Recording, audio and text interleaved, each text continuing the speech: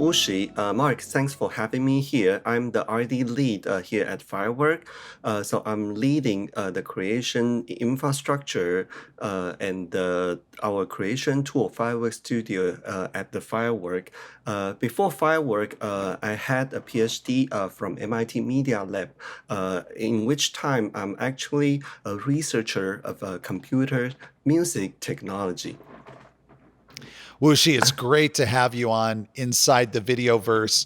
When you and I were talking about doing this interview, I learned about your work at MIT as an electronic musician and a technologist. And even though I did not go to MIT and I do not have a PhD, I am an electronic musician. So we found a lot of common ground there.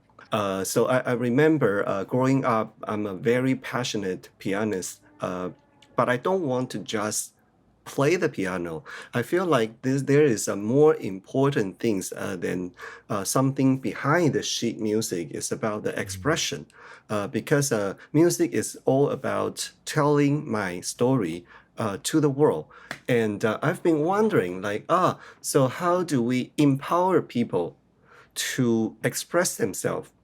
So without the need to suffer from frustration of instrument practice and reading sheet music and all that, it's about feeling something and tell this story, tell this emotional state. So I think that from that, I see a lot of our story that overlapped and, that come into today's conversation.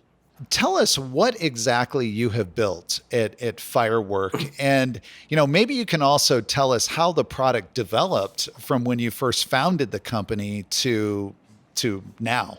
So we were thinking like one thing we are very sure of is that the dynamic vision. So what is dynamic vision? It's like you walk into a store and there are so many products in front of you. So which one is going to catch this customer's attention? Okay, so in this digital world, we go to many websites. So you can imagine that is just the same as walking in a physical store.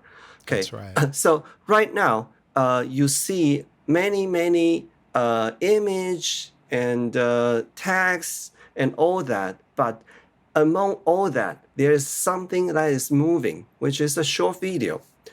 And then our human brain cannot help just to lay all the attention to that dynamic visual source, which is that video. Okay, so we think that, okay, even though Firework as a social media platform doesn't hit it, but that's okay. We have built all the infrastructures about the short form video. And how about we use this short form video infrastructure to power the business need? So we are taking the short form video service to the B2B scene and try to see that what can we do from there.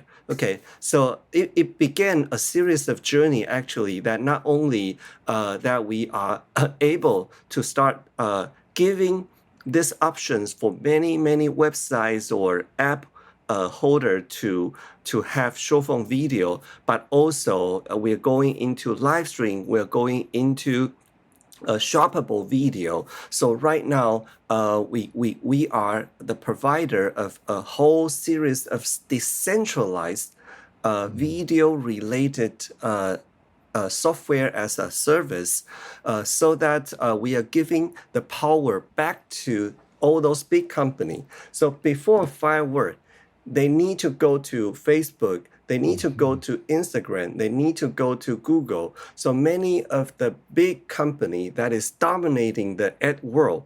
However, at the end of the day, they realize that, hey, that's my customer. I want to own the That's data right. for my customer. So we are trying to leverage this complication from all those companies. They want the traffic, but they want to own the data and own the customer.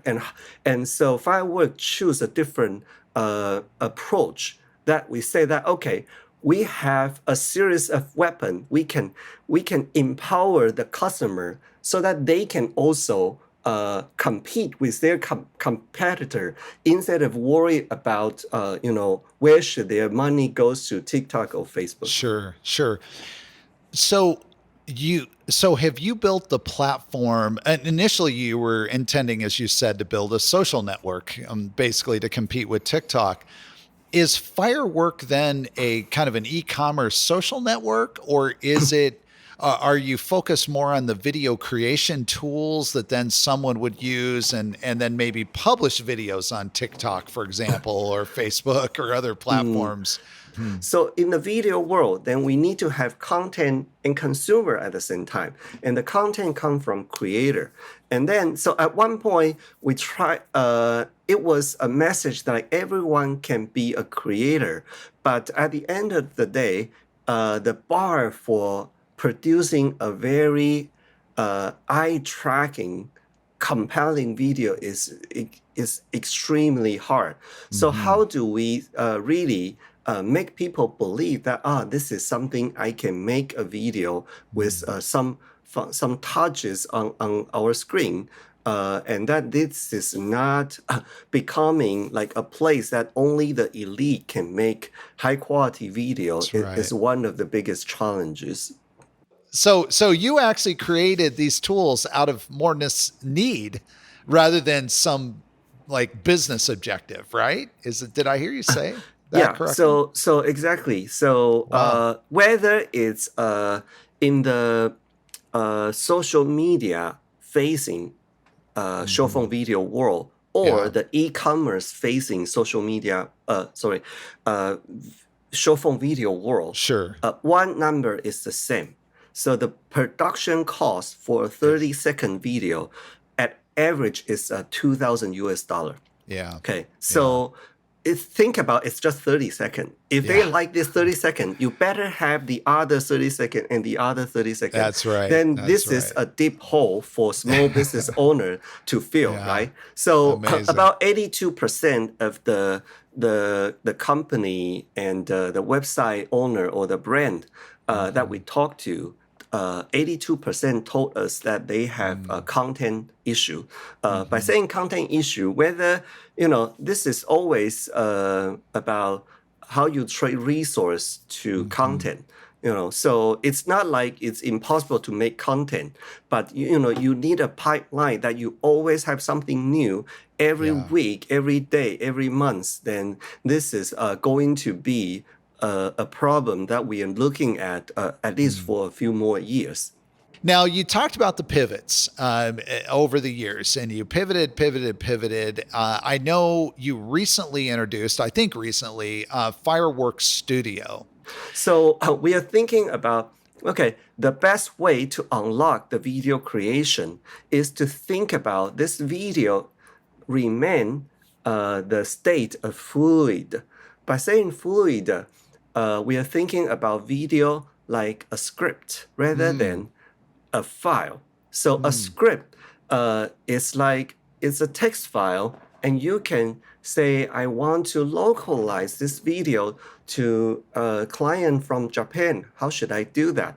I want to target this video to a more senior group. Then maybe I will replace the model that I use in this video.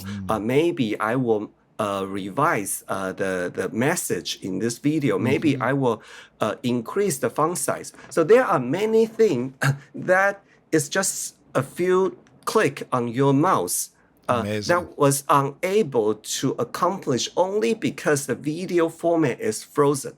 Okay, so the Firework Studio try to think about video is a script and a video file at the same time. That whenever you want to make changes, you can do it because that we give you this room of adjustment by preserving the script behind the video.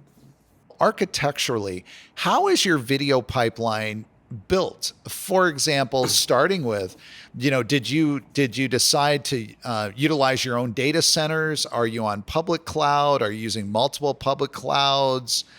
Can you describe for us what the video pipeline looks like?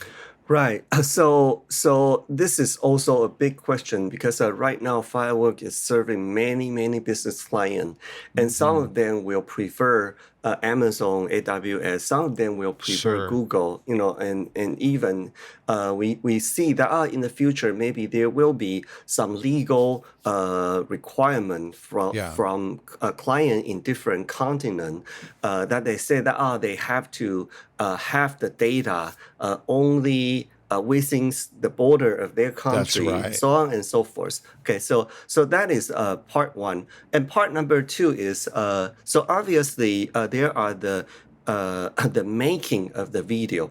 The making Hmm. of the video is how do you produce the video, edit the video, make the cut, Hmm. audio and video and image. And when you don't have enough asset, then can you find a third party media library to support that? And That's all the right. way into the transcoding territory. Like Hmm. now, when you have one polished video, then in order to serve a user from the web, in order to serve a user on their phone, so there are different formats that we need to support. So all Hmm. of them, we don't even need to tell our client. Our client only need to tell us one thing. They feel like the load up time is faster. They feel Yeah, like users are seeing beautiful video, and that's that's what we right. want to hear. And so behind this simplicity, there are many details that we need to take care of. Are you using any commercial solutions, either commercial encoders or other technologies? And I know that the listeners would be really curious to know, what was your evaluation process? Like, how did you even decide, Hmm. to use commercial, and then which commercial, or to use open source, and maybe, which project, because there's a lot of options. Yeah, So, yeah. So I think there's also the video quality part, and then mm, the video creation part, yes. versus uh, uh, from the creation to compilation to Mm, transcoding. So so in a way that there's no secret that most of the company need to look at FFmpeg. So it's a framework. sure. So Yeah. when you say you use FFmpeg, that doesn't mean anything actually. Yeah, exactly. But so on top of that, then obviously you can reapply a codec by just googling Hmm. ffmpeg command. Yeah. But we want to think about how do we leverage the bits to where that matter. Okay, so Mm, in that way, we are using some video optimization such as Vision Neural. So mhm, their technology is using the byte mhm, to what matters to human eyes. So this is one example, and the other example is okay. So when we are building our creation tool from ground up, that we were looking at white labeling some existing tool, but mhm, then as we mentioned that the most important philosophy is that we think that we want to build our own uh, video script. We want to build mhm. that infrastructure.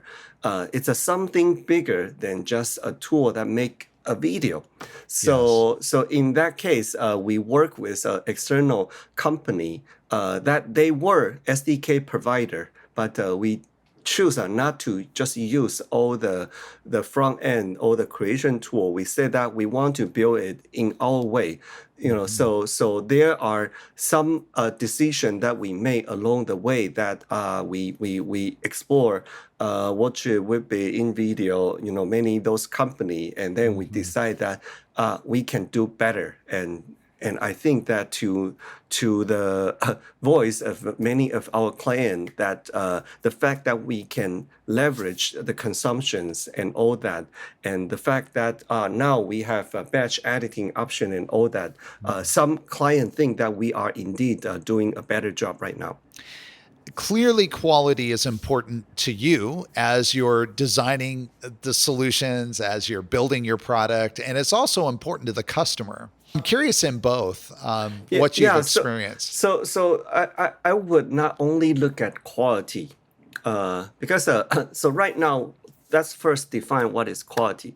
So the quality to us is about how much it retain a user to finish watching a video. So that can be one measurement. The second Sure. measurement is, okay, by the process of watching the video, how many watcher proceed into something behind this video.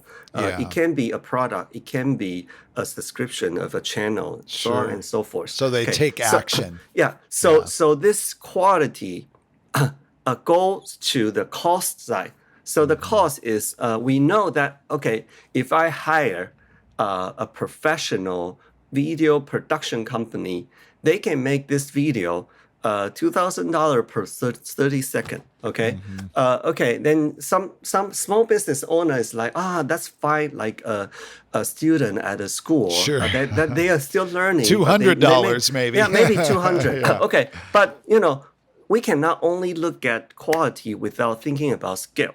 Because right That's now, right. if you can make one video, then how can you make 1,000 video? Okay, Yeah. when you make 1,000 video, you are hoping that this is not 2,000 by 1,000. So you are hoping that because I make more, I not only get a discount, but because Yeah. I'm getting good at building this process, so there are something more than a group discount, right? Yeah. So in this sense that Firework Studio kick in and think about, okay, how can we be the best scalable solution? By saying scalable solution, we are thinking about that you have a spreadsheet. This spreadsheet talk to your database directly. So let's imagine like we are providing a video solution for customized, personalized medical solution. Or it can be something like I'm a real estate company. So every seller come to my website, provide a list of pictures that describe the appearance and amenity for that housing object, as well as that they will go through a form that to fill in all the supporting information. So what we need to do is that we make one really, really good looking showcasing video for a real estate object. And then by hooking up the spreadsheet of all the data that talk to the database and this something we call a template, that means that you only need to make one video and you plug in an adapter to your database. And then we are talking about thousands of video made at the same time. Then Amazing. on the Firework Studio side, then we provide further variation that you don't necessarily want these thousands video look exactly the same. So Sure. how do we make it look somewhat different, but then it's almost the same cost? So let's say if you spend $2,000 making that one template that end up being that duplication of thousands of video, you will feel like that $2,000 can be the best money you ever spent. So we do not look only at quality. We need to look at quality and scale at the same time. And that's why that the Firework owning both the consumption and the creation is going to have something that we can empower the client to do more than just one video. What AI or ML models are you using, or did you develop them? I assume you're using some modeling there. Yeah. So this is a good question. So in the video world, there are many fundamental problems that we need to solve. And one of the biggest is how do we connect the TV world and the mobile phone world? So by saying that TV is horizontal format, but your phone is vertical. That's and, right. Just about 5 years ago, we think these two worlds hate each other because, you go to YouTube at that time, if there's anyone shooting a video vertically and you consuming it on your computer, Yeah. you feel like this is such a poor experience, Yes, that's and right. underneath that video you will see people comment, and that Yeah. only people had no sense that will record a video vertically. Yeah, Okay, that's just right. 5 years later, every video is recorded vertically. Yeah. If you Yeah. still record horizontally on your phone, then that means you're showing ages. That That's part true. I disagree. But this is the mainstream are being Yeah. redefined, and then in terms of the AI, then the source can be horizontal. We need to help cropping the video Hmm. to your phone format, but then you need to know that how do we crop the video just right so that you're not Mm. missing out? And the other big question is how do we summarize a long video to a very short one? So it can be like a 10-minute video, but no one is going to watch 10 minutes unless you are showing them something great in the first 20 seconds. So, or maybe like 2 seconds. So how do you find the highlight of the video? So Hmm. those are something that we need to keep exploring the models out there, and how do we pick up those technology and connect to our data stream, and to make sure that okay, we are providing the company to do live stream event, but right after the live stream event, we already know which part is the highlight of your live Hmm. stream session, and then Hmm. we can create highlight right off the bat. Well, you showed me a demo, and I hope that we can link up to it. I'm sure we probably can in the show notes. Demonstrating where the video that I saw, I think you started out vertical and then you rotated the phone horizontal, or maybe it was vice versa. Anyway, it was just super amazing because everything stayed in frame. The video didn't, it didn't glitch, it didn't buffer, it didn't pause. It was almost like the video was shot in both formats and you could just seamlessly rotate. How are you achieving that? Can you tell us structurally what components you're using to achieve that? Because it's very impressive. Yeah. So yeah, glad that you bring this up. So Firework had a signature immersive video watch mode called the review. So That's the right. review is that you can watch this video in immersive mode. And when I say immersive mode, this is not about wearing a VR gear. This is Yeah. not about 360, but this is about that you can flip your phone. Um, you can flip your phone uh, 360 degree, but not 360 relative to the viewer, but Hmm. you flip the phone to horizontal or to vertical, and the transition of the video not only fit the frame, but Hmm. also make you feel like, wow, I'm in there. I can Hmm. choose a unique viewing angle to consume the video, whether that is a sports video that you want to be there, Hmm. or it can be a VR art that you feel like, oh, when I tilt my phone, I can zoom in and I can zoom out as if that I am moving closer and farther away from the video world. Okay, That's so right. this is a very difficult video experience that I can describe in words. So if some of you are just a listener to this podcast, I will encourage you to check out the video I'm going to send to Mark. That's right. Check it out. We'll It's a put it up on something. the website for sure. Yes. Yep. Yeah. Yeah. But what are the technologies that you used? Did you develop all of this from the ground up, or were you able to leverage some libraries and Yeah, I Yeah. know that our So listeners really want to know, how did you do it? yeah. So actually, right now some of you cannot see it, but That's I'm right. showing this from my phone. That this is uh on the surface that this look like, oh, I'm just rotating this video so that Yeah. it's fixed to this orientation of the phone, so that it's stick with the gravity.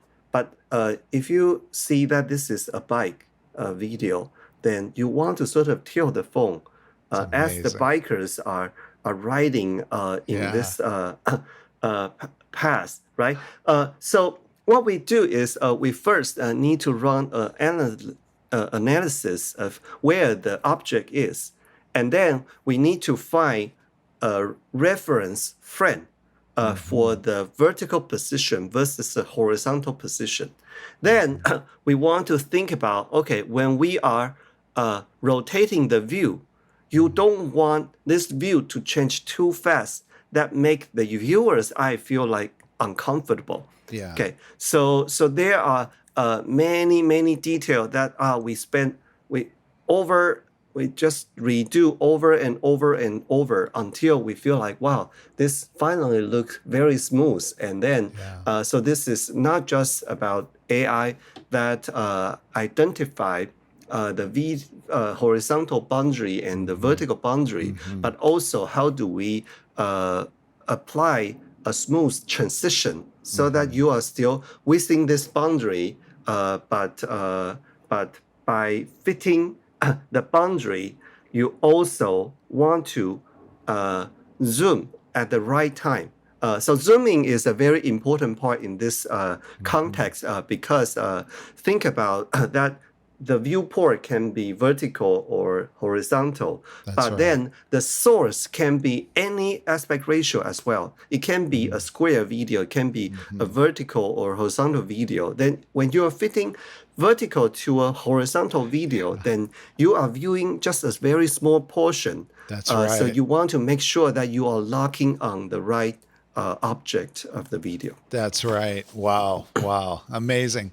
So the engine, the video engine, the pipeline has a process where you're performing all of this analysis, you're intelligently altering the viewport, um, then then you send it after you assemble the stream, the video stream, then you send that to the video encoder, or do you have some other step that you are doing Yeah, so before it it's goes to encoding? this is a great question because many people feel like, wow, how do you even produce that video? Because they think that this need to be recorded in a special mode. But Hmm. the beautiful thing about this technology is that we can make all the existing video just work because Hmm. this is, after all, it can be one video. We have a special project that, it can be multiple video stream that is a merge Sure. uh, in one viewing experience.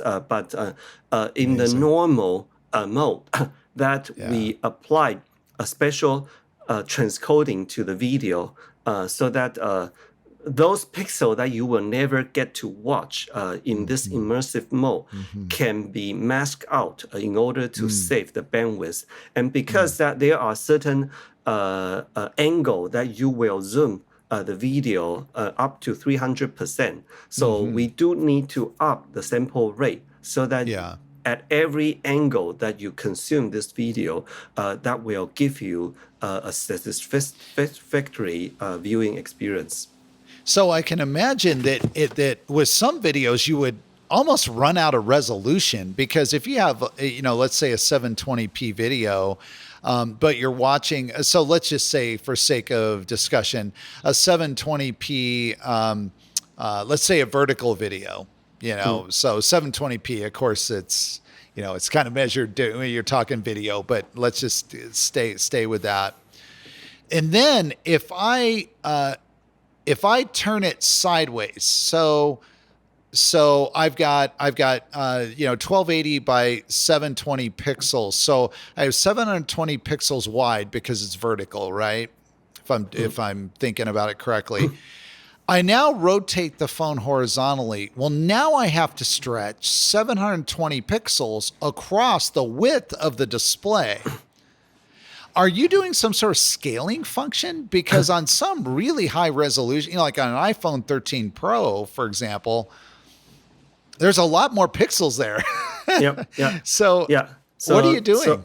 Mark, you're not only a good musician, but also a good mathematician. So you are spot on this. So normally, right now resolution is just a number. Okay, so there are HLS spec out there that we are also using, That's especially in right. live stream, that Yeah. because of the user having a different uh, data connection, that we will serve different bandwidths. So Sure. that is already a given. Yeah. But in this context, normally, if we think that, okay, 540p optimized video can Yeah. provide a low bar for the video watching in Sure. vertical viewport to vertical video source, Sure. um, then in this special mode that you are fitting horizontal video canvas to vertical viewport, then you need to at least double that, because you are zooming in at least That's right. 200 to 300%. Yeah. So Yeah. if you zoom in 300%, then you better had 1020, 1080p, because otherwise, after the zoom, your 540p Yeah. will become only half. Okay, so but we cannot just serve 1080p to every phone. So Yeah. we need to there will be like a mask that we crop out, so that some Yeah. part of this video become black out. That will be an important way for us to encode this video and keep the byte rate at a reasonable range, That's right. whereas the user are seeing the pixel where that matter. Yeah, yeah, amazing, amazing. And this is all because you're dealing right now with files, not live streams, or can you do this with live? Oh, yeah, absolutely. You can do You're that doing for it with live stream. live. You can Wow. do that for live stream. So the only difference will be that what I said, the pre-transcoded pixel removal. So Hmm. some of that, it may not be performed in time for a live stream. But Yeah. we have been testing that. So this technology can be applied on top of any video format. So it can be a pre-recorded, Sure. pre-transcoded video, Sure. which we can do something more than a live Even, video. yeah. But for a live event, we even think about that having two video stream, and we can still apply to this immersive mode in real time. Amazing. Amazing. Wow. By the way, what codecs do you support? Does your platform stream only H.264? Are you supporting HEVC? Yeah, Because you so have both the ingest codecs you have to support, which I imagine you have to support HEVC and of course yeah. So H.264. But not just that. So I think any video format out there in the industry, we will be asked, we will be yeah, requested by the yeah, client. So not just right now the mainstream for web is H.264. of The course. mainstream for mobile is HEVC, and even like we're talking about right now, most of the cell phone is capable of recording HDR video and all that, and as well as say we need to generate a meeting GIF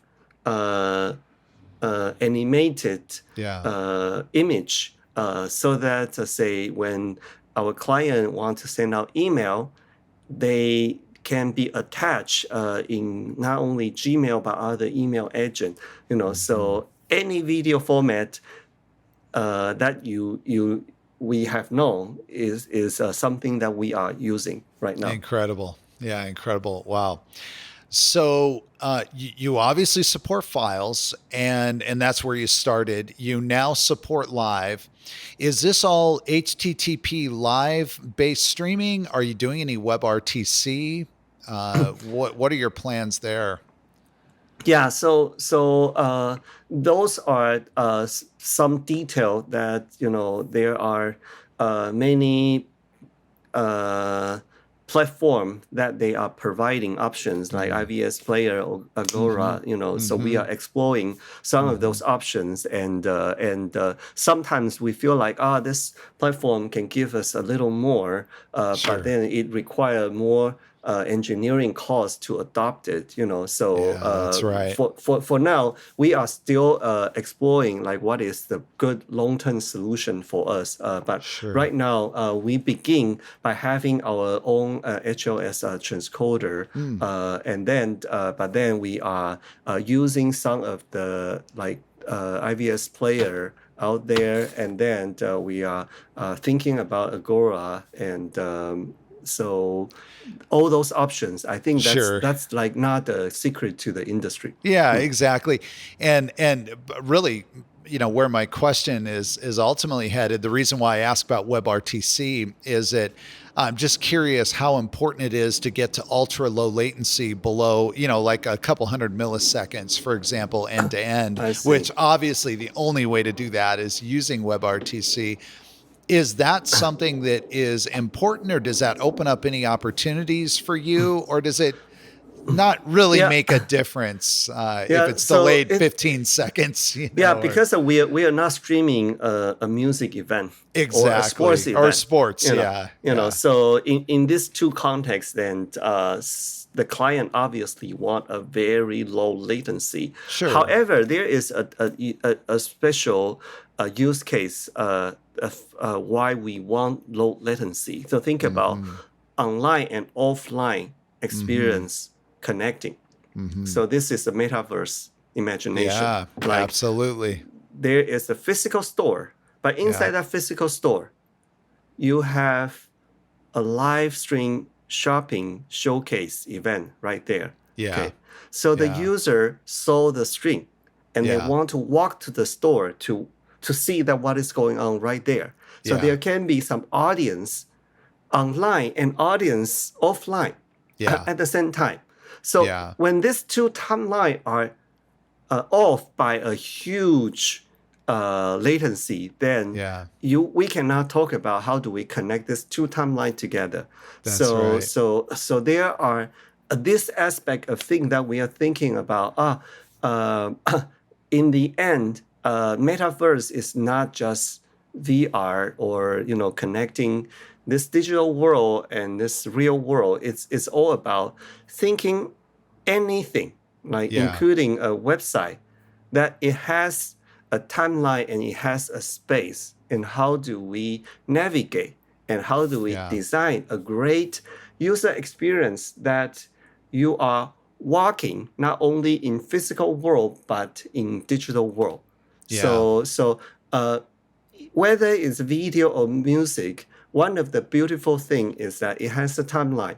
So yeah, the timeline uh, uh, drive a music or video, but it's also like this time and space intersection is something we think that eventually Firework is also a metaverse company. Firework is also thinking about this digital world and real world connection. So my my past research at MIT is all about augmented reality, virtual mm, reality, and so my first project at Firework is about that immersive mode. That I feel like wow, I actually connect VR experience to a video watching experience that was considered very passive, like a yeah. user watching video like zombie, only moving their finger. But I convert this watch mode to a little more like you are flipping your phone while you watch. Yeah, But I think my vision for next step is something more aggressive. Like it's just about thinking about continuality between this digital shopping world to the offline shopping world. Well, Wu-Hsi, thank you very much for coming on Inside the Videoverse and sharing all that you're building. It's amazing. And I know the listeners really got a lot out of our interview. So thank you. Thank you, Mark. Yeah, thank you for having me here.